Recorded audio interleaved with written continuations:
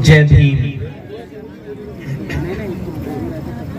मैंने बाहर देश के लोगों को ये कहा है कि जब भी आप भारत में जाएंगे, जितने भी बुद्धिस्ट राष्ट्र हैं, उनको मैंने कहा है कि जब आप भारत में अब आएंगे, आप किसी को नमो बुद्धाय बोलेंगे तो वो अधूरा होगा जब तक आप जय भीम नहीं कहेंगे। क्योंकि भारत में आज बुद्धिज्म जो जिंदा है, उसका कारण सिर्फ एक ही महामानव है, बाबा साहब अम्बेडकर। लेकिन मैंने जब आपसे जय भीम कहा तो आपके जय भीम की आवाज मुझ तक नहीं पहुंची तो थाईलैंड तक कैसे पहुंचेगी या बुद्धिस्ट राष्ट्रों तक कैसे पहुंचेगी आवाज। जब भी जय भीम की बात आए, दिल से और जान से संगठित होकर आपको कहना चाहिए जय भीम, जय भीम, जय भीम। अब कम से कम मुझे ऐसा लगा कि मैं बैतूल में आया हूँ। बहुत अच्छा। सबसे पहले मैं यहाँ के जितने भी ऑर्गेनाइजर्स हैं उनका बहुत बहुत शुक्रिया करता हूँ कि उन्होंने मुझे यहाँ पे मौका दिया कि मैं आपके बीच आपके साथ रूबरू हो सकूं। आज महान शख्सियतें यहाँ पर आ रखी हैं। प्रकाश पाटनकर जी आए हैं जो कि बड़े सम्माननीय है और हमारे परिवार की तरह है। मैम आई हैं डिप्टी कलेक्टर बांगड़े जी। मैं आज बहुत खुश हूँ किसी न किसी तरीके से कि इतना बड़ा मौका आज मुझे मिल रहा है आपसे बात करने का। स्मिता जी ने बताया मेरे बारे में काफी सारी चीजें, उन्होंने वैसे ही क्लियर की।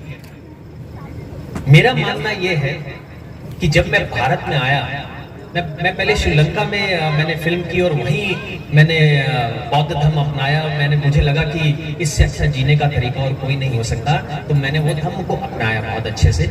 लेकिन मैं जहां भी गया मुझे एक ही प्रश्न पूछा गया कि भारत तो बुद्ध की भूमि है, वहां पर केवल 1% बुद्धिस्ट क्यों हैं और उसके लिए आप क्या कर रहे हैं। तो वहां मैं समझ नहीं पाया कि इसका उत्तर मैं क्या दूं। ये बात कड़वी थी लेकिन सच्ची थी, क्योंकि मैं भारत गया ही नहीं था उस समय।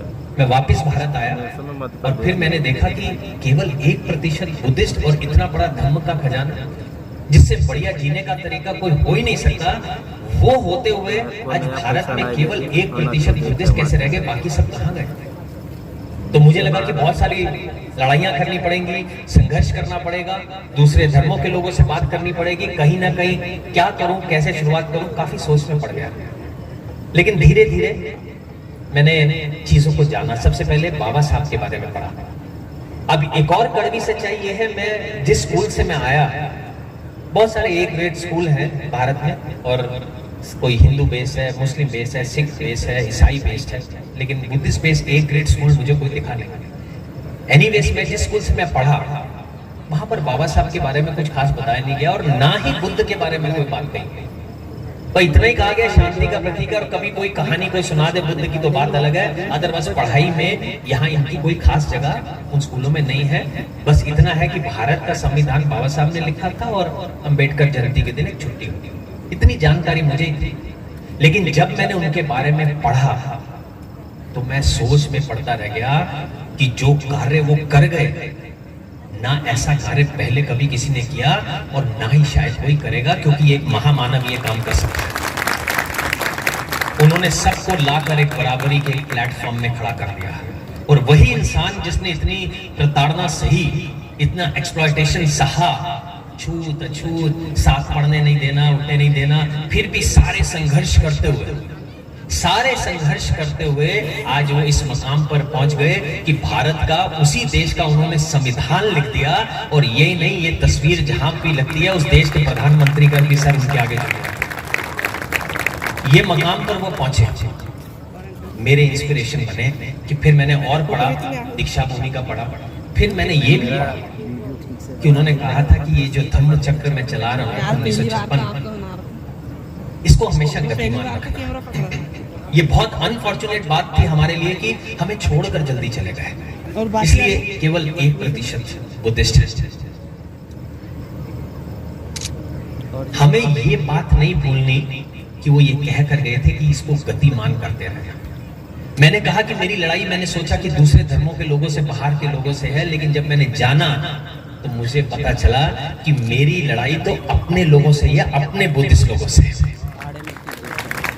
हम ही एक दूसरे को ऊपर बढ़ने नहीं दे रहे, हम ही नहीं चाह रहे कि बुद्धिज्म और धर्म का प्रचार प्रसार अच्छे तरीके से हो। हम खुश हैं कि एक तालाब में रहे, हम खुश हैं कि इस तालाब में कोई बाहर निकलने की कोशिश कर रहा है तो उसकी टांग खींच के वापस ले आए कि ये आदमी तालाब में रहे, बाहर ना चला जाए। ये हमारा छोटा सा तालाब है बुद्धिज्म का, और इसी तालाब में हम जिएंगे। ये जो सोच है इसे बदलने का समय आ गया है। भारत इसके रास्ते खोले ना खोले, लेकिन एक बात तय है, अंतरराष्ट्रीय दरवाजे खोलने हमने अब शुरू कर दिए हैं। उनके लिए बुद्धिज्म और भारत के बुद्धिस्ट लोग वो चार धाम में हैं। बोध गया जाएंगे, किसी से पूछा, मैंने कहा कि आप कहाँ गए हैं? भारत गए? हाँ, भारत गए हैं। कोई 5 बार गया, कोई 10 बार गया, कोई 20 बार गया, और कोई 25 सालों से भारत जा रहा है, लेकिन जाता कहाँ है? बोध गया, सारनाथ, लुम्बिनी, कुशीनगर, वही बुद्धिस्ट एरिया है, वही बुद्धिज्म है, वही भारत है और वही भारत के बुद्धिस्ट। फिर मैंने उनका रुख जो है महाराष्ट्र की तरफ किया। तब जाकर उन्हें समझ में आया कि भारत के असली बुद्धिस्ट लोग कौन हैं, और आज की तारीख में उन्हें बाबा साहब के बारे में भी बहुत अच्छे से मालूम चल गया है कि वो कौन है, और भारत में बुद्धिज्म सिर्फ उनकी वजह से जिंदा है, जिसका रिजल्ट उन्होंने तय किया कि हम अवेयरनेस लाने के लिए, जागृति लाने के लिए बुद्धिज्म की एक धम्म यात्रा करेंगे। और मैंने उनसे बात की कि बुद्ध का अस्थि कलश भी भारत में आना चाहिए। तो बुद्ध का अस्थि कलश भी आया। 100 भिक्षु परभणी से लेकर चैत्य भूमि तक चले, 580 किलोमीटर, 1 महीने। पांव कटे थे, छाले पड़ते थे, खून निकल रहा था, रात को हंसते हुए टांके लगा रहे थे। हजारों लोगों की शुरुआत हुई थी परभणी से, हजारों लोगों ने साथ दिया था जब वो चले। बहुत बड़ा सेरेमनी किया गया था वहां पर, और जब वो चले, चलते चलते कारवां इतना बढ़ता चला गया कि बहुत सारे हजारों की तादाद में लोग हर जगह उनका स्वागत करने लगे। अब रात को जब वो टांके लगाते थे पांव के नीचे, बिना सुन्न किए पांव को उन्हीं का डॉक्टर लगाता था, तो उनके चेहरे पर स्माइल होती थी, हंस रहे होते थे, आपस में बात कर रहे होते, वो टांके लग रहे हैं और बात कर रहे हैं, क्योंकि अगले दिन सुबह फिर चलना है, और नंगे पांव। मैं कह थक गया कि आप कुछ पहन कर चलिए, उन्होंने कहा नहीं, हम नंगे पांव ही चलेंगे। अब होता यह, मैंने उनसे कहा कि अब आपको दर्द नहीं होगा, कोई छोटा सा छाला पड़ता है तो इतना बड़ा दर्द हो जाता है, आप टांके लग रहे हैं, आप हंसते। कहते गगन, हमने सोचा ही नहीं था कि इतना प्यार हमें भारत के बुद्धिस्ट लोग देंगे, आज तक ऐसा प्यार नहीं मिला, इसलिए सारा दर्द हम भूल गए हैं। तो मेरा एक सपना था, मुझे लगा था कि आज ये परभणी से यात्रा शुरू हुई है, मैं चाहता हूं जब ये मुंबई जैसी जगह पर पहुंचे तो कुछ ऐसा हो कि वहां लाखों लोग हों, और ये बात सच हो। जब धम्म यात्रा मुंबई तक पहुंची तो मंजर ऐसा था कि 4-5 किलोमीटर तक केवल बुद्धिस्ट लोग दिखाई दे रहे थे। कम से कम 5 लाख लोग उस 100 भिक्षु और अस्थि कलश के साथ मुंबई चलते पहुंचे। ये बड़ा सुंदर दृश्य था। इस बात से मुझे एक चीज समझ में आ गई कि हम लोगों में संगठित होने की पूरी संभावना है। हम चाहें तो बाबा साहब का वो सपना एक बौद्धमय भारत का जरूर पूरा हो सकता है। ये बात मुझे वहां पर समझ में आ गई। मैं मूर्तियों का वितरण के लिए, लोगों ने कहा है कि अरे गगन बहुत अच्छा काम कर रहा है, इन्होंने सोचा कि इतनी हजारों मूर्तियां, 84,000 मूर्तियां मैंने संकल्प किया है। और कईयों को लगता है कि ये भी प्रश्न सामने आया कि आप मूर्तियों बांटने से क्या होगा। बात तो आचरण से, धम्म के आचरण की, और बात सत्य है। बुद्ध ने भी यही कहा था कि मेरी जो असली पूजा है वो अगर आप धम्म का आचरण करेंगे तो वही मेरी प्रेयर होगी, वही मेरी पूजा। लेकिन अब सिचुएशन ऐसी है, सबको जोड़ना है, घर घर पहले बुद्ध पहुंचाना है। ये मेरा पहला कदम है, ये मेरा आखिरी कदम नहीं है। तो ये किसी ने ये समझ लिया कि गगन बस बुद्ध की मूर्तियां घर घर पहुंचाकर सब कुछ छोड़ देगा, ऐसा नहीं। ये तो पहला कदम है, लेकिन आखिरी चरण वही होगा कि घर घर बुद्ध का धम्म पहुंचे। क्योंकि एक धम्म ही ऐसा धम्म है, बुद्ध का जो धम्म है, जो मानवता की, केवल और केवल मानवता की बात करता है, जो साइंटिफिक है, जो प्रैक्टिकल है, जो कहीं भी कभी भी कोई अंधविश्वास की बातें नहीं करता। बड़ा क्लियर और स्पष्ट है, और इससे बढ़िया जीने का तरीका नहीं हो सकता। अब इसका रिजल्ट धीरे धीरे जो हमने धम्म यात्रा की, जगह जगह गए, बुद्ध मूर्तियां, थाईलैंड के डोनर सामने आए, उन्होंने बुद्ध मूर्तियां दी। अब बुद्ध मूर्तियां लेने के लिए भी मुझे काफी सारा, जैसे उन्होंने बताया, काफी एफर्ट करना पड़ा। मैं थाईलैंड गया, एक एक्टर हूँ, कलाकार हूँ, तो मेरा चेहरा जो है, बाल, सब कुछ है, अगर वो नहीं होगा तो शायद काम नहीं मिलेगा। तो उन्होंने कहा कि आप थोड़े दिन के लिए भिक्षु बनिए यहाँ पर थाईलैंड में और देखिए, थोड़ा सीखिए। और मेरे में अंदर भी चाहत थी कि मैं थाईलैंड में कुछ दिनों के लिए, 15 दिनों के लिए भिक्षु बनूंगा। तो मैं थाईलैंड गया और बहुत अच्छे तरीके से, बहुत ही अच्छे तरीके से, सुंदर तरीके से, रॉयल तरीके से उन्होंने मुझे एक भिक्षु बनाया वहां पर। 15 दिन के लिए गया था, लेकिन लोगों का प्यार इतना मिला कि करते करते मैं 99 दिन तक वहां भिक्षु रहा और सीखता रहा। पहले दिन मेरे लिए बड़ा ही आश्चर्यजनक था। जब मुझे सिखाया गया, मैं तैयार हुआ, कहा कि सुबह 6:30 बजे आपने बाहर जाना और भिक्षा मांगनी है, बैंकॉक जैसी सिटी में, जो भी बड़ी हाईटेक सिटी है, और जो भिक्षा मांग के लाओगे सब लोग मिलके खाएंगे, सारे भिक्षु। ये ट्रेडिशन है, ये करना है। तो मैंने कहा कि 6:30 बजे बाहर कौन होगा? उसने कहा आप जाइए, नहीं मिलेगा तो कोई बात नहीं, टेंपल में तो मिल ही जाएगा खाना, लेकिन ये ट्रेडिशन तो आपको पूरा करना ही होगा। मैंने कहा वो मैं करूंगा। नंगे पांव सुबह 6:30 बजे मैं बाहर निकला, ये सोचकर कि शायद कहीं से कोई खाना मिल जाएगा। मेरे लिए नई बात थी, एक एक्टर से एक भिक्षु बनकर नंगे पांव एक भिक्षा पात्र हाथ में लेकर बाहर। ये सोचा कि मैं तो एक छोटा सा कलाकार हूं, भगवान बुद्ध तो एक सबसे बड़े राजकुमार थे, तो ये तो कुछ भी नहीं।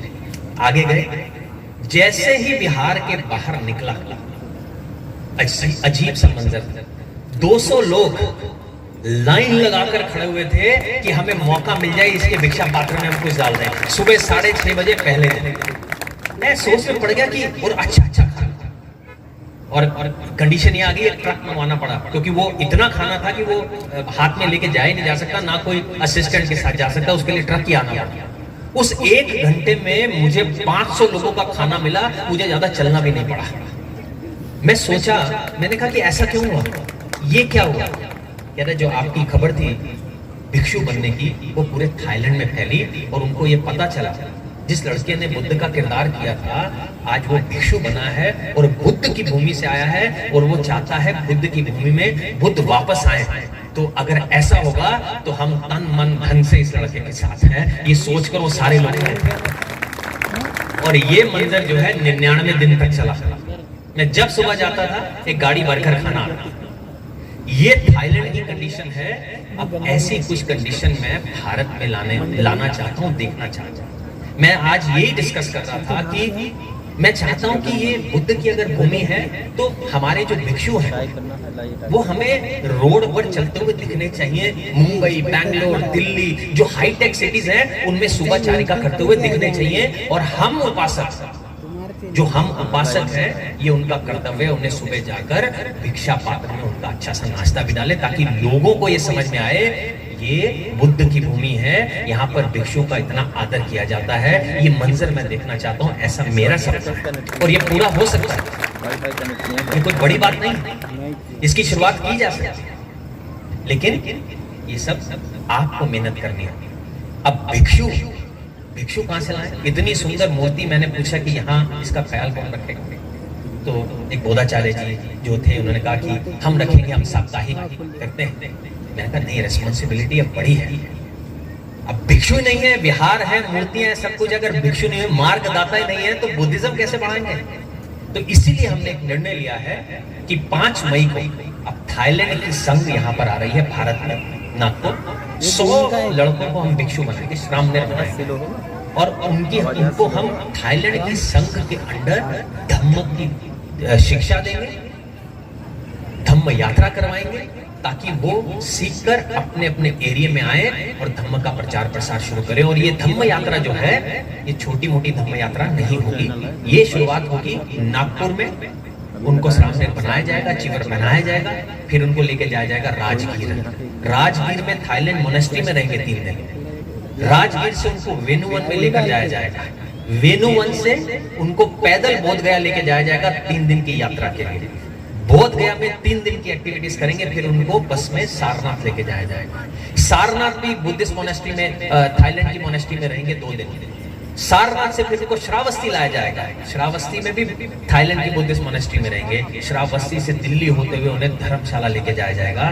धर्मशाला में वहां 10 दिन ठहराकर उनको और अच्छे धर्म का ज्ञान दिया जाएगा। वहां से उनकी पद यात्रा शुरू होगी जो लेह लद्दाख तक जाएगी 35 दिनों की, और वो खत्म करने के बाद 1 हफ्ता वो लेह लद्दाख में भी रहेंगे। फिर उनके चिवर को उतारने की बात की जाएगी, उनका चिवर उतारा जाएगा। लेकिन कोई उसे कंटिन्यू करना चाहेगा बच्चा, तो थाईलैंड के जितनी भी संघ है उन्होंने इंडिया के अंदर अभी बोध गया, धर्मशाला और लेह लद्दाख अपनी मोनेस्ट्री के दरवाजे उन बच्चों के लिए खोल दिए हैं। तो मैं ये चाहता हूं कि आप में भी कोई हो जो स्नामधन्य बनना चाहे तो वो अपनी रजिस्ट्रेशन हमारे पास जरूर करवा दीजिए। 5 मई को शुरुआत होगी, क्योंकि जब तक हम भिक्षु नहीं बनाएंगे आपके पास धम्म पहुंचेगा नहीं। खाली मूर्ति सामने रखने से या एक सर्टिफिकेट लेने से आप बुद्धिस्ट नहीं हो जाएंगे। धम्म का आचरण होगा तो ही बुद्धिस्ट बनेंगे। धम्म का आचरण करेंगे। रोज हम पंचशील की बात कर रहे हैं, लेकिन रात को जब तक 2 पैक नहीं लगाएंगे, नींद नहीं आएगी, तो उस पंचशील का कोई फायदा नहीं है। तो ये सारी चीजें हमें लेकर आगे बढ़ना है, संगठित होना है। सबसे इंपॉर्टेंट संगठित होना है। एजुकेशन की जहां तक बात की है, वो मैंने बताया कि A ग्रेड स्कूल खोलने का सपना है कि ऐसा एक स्कूल होना चाहिए। अपने बच्चे को हम एक क्रिश्चियन स्कूल में डालते हैं, बड़ी अच्छी इंग्लिश बोल के निकलेगा, हाई टेक स्कूल है, A ग्रेड स्कूल है, या हिंदू बेस्ड स्कूल है, आर्य समाजी स्कूल है, सिख स्कूल है, या मुस्लिम स्कूल है। ऐसा Buddhist based A grade school होना चाहिए, जिसमें मैं भी देखना चाहता हूँ, सुनना चाहता हूँ। एकेडमिक स्कूल हो, लेकिन जब सुबह प्रेयर का टाइम आए तो उनके मुंह से नमो तस्स भगवतो अरहतो सम्मा सम्बुद्धस्स निकलना चाहिए। तो ये सपने लेकर हम आगे बढ़े हैं। कोई भी चीज नामुमकिन नहीं है। जब बाबा साहब कहां से जाकर भारत का संविधान लिख सकते हैं, तो हम भी बौद्धमय भारत बना सकते हैं। आप एक और बात आपको बहुत जरूरी समझनी है। आंकड़े चाहे 1% बुद्धिस्ट का है, लेकिन बुद्धिस्ट लोग ज्यादा होगा, और बाबा साहब को मानने वाले भारत में करीबन 35% लोग हैं। जब 35% लोग अगर जुड़ गए तो आप ये समझ लेना, जब हम बात करते हैं ना हिंदू मुस्लिम सिख ईसाई हम सब है भाई भाई, ये हर जगह, हर कविता में, हर गाने में सब कुछ यही कहा जाता है। वहां पर एक शब्द और ऐड हो जाएगा कि बुद्धिस्ट हिंदू मुस्लिम सिख ईसाई हम सब है भाई भाई, क्योंकि ये बुद्ध की भूमि पहले है। जहां खुदाई कर रहे हैं, किसी भी जगह खुदाई कर रहे हैं, कोई कुछ भी कहे, लेकिन वहां सब जगह जो निकल रहे हैं बुद्धि निकल रहे हैं, और तो कुछ निकल नहीं रहा। तो अब ये सारी चीजें साथ में लेकर आगे बढ़ना है। फाउंडेशन हमारा है, हम बहुत सारे काम ऐसे करना चाह रहे हैं, यंगस्टर के लिए भी करना चाह रहे हैं, स्किल डेवलपमेंट को लेकर आगे बढ़ना चाह रहे हैं, स्कूल को लेकर आगे बढ़ना चाह रहे हैं, एक महासंघ बनाना चाह रहे हैं, और धीरे धीरे सब लोगों को जोड़कर अपना कर्तव्य निभाने की बात करना सिखाना चाह रहे हैं। तो उसके लिए आप सबको हमारे साथ जुड़ना होगा और एक होकर आगे बढ़ना होगा। बाकी अपनी कोशिश कर रहा हूं, और मुझे लगता है कि कामयाबी जरूर मिलेगी, और बाबा साहब का सपना, वो सपना एक बौद्धमय भारत का जरूर पूरा हो। और मैं आपका एक बार फिर से धन्यवाद करता हूं, और बहुत बहुत शुक्रिया करता हूं सभी ऑर्गेनाइजर्स का, जितने भी लोग यहाँ पर हैं, आप सबका बहुत बहुत शुक्रिया, बहुत बहुत धन्यवाद। हाँ, एक महत्वपूर्ण सूचना मैं भूल गया। जब मैं वियतनाम की संघ को यहाँ पर लेकर आया, भारत, बाबा साहब के बारे में बताया, उन्होंने देखा, सब कुछ जाना, उनको बहुत अच्छा लगा। उन्होंने वो उनकी अपनी सबसे बड़ी यूनिवर्सिटी भी है, तो जब उन्होंने पढ़ा तो उनको बहुत सारी चीजें समझ में आनी शुरू हुई। उन्होंने कहा कि हम 6 दिसंबर को चैत्य भूमि आना चाहते हैं। तो वो आए, जब उन्होंने देखा कि मंजर क्या है, बाबा साहब का, बाबा साहब की रिस्पेक्ट क्या है, और तब उन्होंने कहा कि गगन, उनको ट्रिब्यूट देने के लिए, तू तो मुझे एक मूर्ति बोल रहा था वियतनाम में उनकी लगा दो, उनको ट्रिब्यूट देने के लिए। आज हम ये अनाउंस करते हैं कि बाबा साहब की 10 मूर्तियां 10 मोनेस्ट्री में वियतनाम में लगाई जाएंगी। उसमें पहले चरण में 1 जुलाई को पीस कॉन्फ्रेंस के साथ पहले चरण में बाबा साहब की 3 मूर्तियां लगाई जा रही हैं, जो कि रेडी होकर वहां पर अब तैयार हो चुकी हैं। तो ये एक नया आगाज है। इससे पता चलता है कि भारत के लोग या भारत के जो हमारा देश की गवर्नमेंट या कोई और जुड़े ना जुड़े, लेकिन अंतरराष्ट्रीय स्तर पर बहुत सारे बुद्धिस्ट राष्ट्र हमारे साथ जुड़ गए हैं। और जो भी लोग इस पीस कॉन्फ्रेंस और जो बाबा साहब का मूर्ति का इंस्टॉलेशन का वियतनाम में प्रोग्राम है, वो भी जो भी चलना चाहते हैं वो भी हमारी फाउंडेशन को कांटेक्ट करके हमारे साथ चल सकते हैं। हम दिखाएंगे कि हमारे बुद्धिस्ट लोगों की ताकत कितनी है। समय आ गया है आगे बढ़ने का। Thank you very much. एक बार फिर से नमो बुद्धाय, जय भीम। जब संगठित होकर बोलते हैं तो कोई भी चीज कुछ भी हो, चाहे बोले करें, वो अच्छा लगता है, सुरीला लगता है और ताकतवर लगता है। चार लोग यहाँ से जय भीम बोलेंगे, चार लोग वहां से बोलेंगे, ना सुनने में अच्छा लगेगा ना एकता दिखेगी। इसलिए जब बोले तो माइंडफुल होकर बोले, सोच कर बोले कि सब इकट्ठे बोल रहे हैं जय भीम।